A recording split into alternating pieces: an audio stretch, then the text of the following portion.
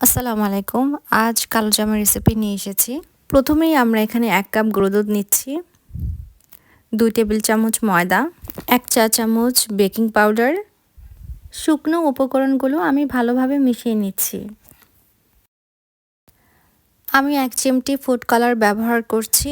কালো জামের ভেতরটা লাল দেখতে অনেক সুন্দর লাগে, কিন্তু রংটা স্কিপ করলেও কোনো সমস্যা নেই।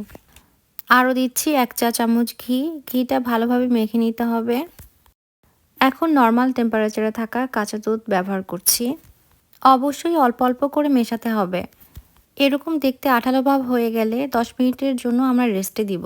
১০ মিনিট পরে আপনারা দেখতে পাচ্ছেন পারফেক্ট একটা ডো হয়েছে। আমার পছন্দ মতো ২ রকমের শেপ দিয়ে নিয়েছি।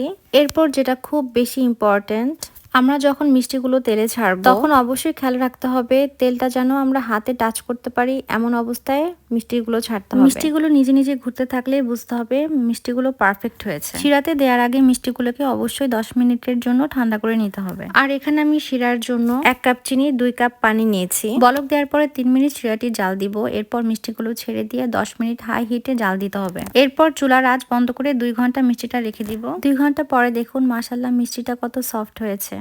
ধন্যবাদ সবাইকে।